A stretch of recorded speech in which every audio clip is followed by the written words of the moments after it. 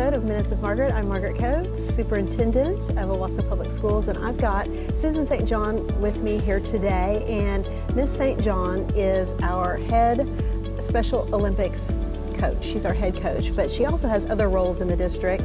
Tell us about what your real job is. My real job is actually a school psychologist for the secondary level, the upper secondary. All right, so you have been involved with Special Olympics for a long time. So tell us how many years you've been involved with Special Olympics and what got you started. Why did you start this program for Owasso? I've been involved for 20 years. I actually I did not start the program. There was a Special Olympics team before I got involved. My daughter was an athlete, and so she wanted to get involved, and I was asked if I would help coach the first year that she went, and I agree.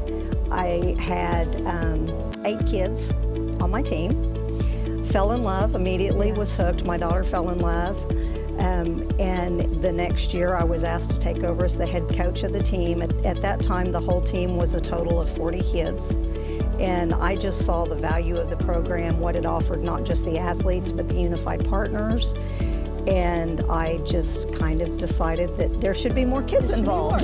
So you talked about unified partners. What is that? What is, when we say unified or we have a unified team, what does that mean? The unified partners are your non-disabled peer mentors. Okay. Typically, they compete with the students on the field, whatever sport it is, they will compete alongside as teammates. In Owasso, our program's a little bit different because we do have the student mentoring. Mm-hmm. So our students are able to be a mentor in the classroom, in the special education classroom. So they're working with our students an hour a day, every day, which builds great bonds. And then in addition to that, they're also doing the sport. So that's part of why we have such a strong program and why our kids become such great friends over the years. Tell how many students are involved total with the unified program, and what are the types of sports or events that we attend?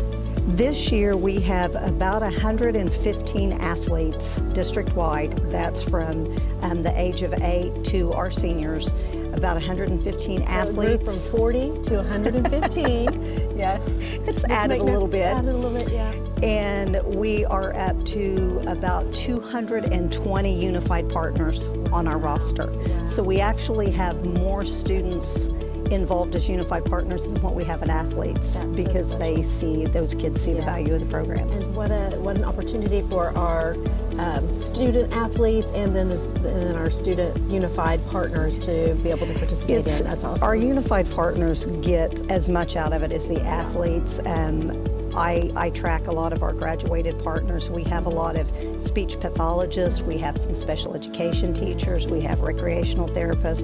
A lot of them are interested into this because they've already decided a career field, but then some of them sign up for mentoring because they think it sounds like a fun elective, and then they end up just making it a career choice. Yes, that's awesome. So with this program growing and growing, we have 4 banner schools that have been designated banner schools, 4 of our schools, and Stone Canyon is the most recent one. Yes, so what does that mean to be a banner school, and how do you become one? You have to apply as a banner school, and it basically just means that you are meeting the 3 components of being a unified champion school, which is whole school engagement, inclusive youth leadership, and unified sports. People tend to think of Special Olympics as just being the sports side of it, but they really emphasize also the whole school side and the leadership side. So that just means that those campuses have really embraced and are implementing all of those components. The high school and the 7th grade center are actually national banner schools and state banner schools, and have been for several years. Great. Stone Canyon is our newest banner school, and then we did add 3 other UCS campuses this year.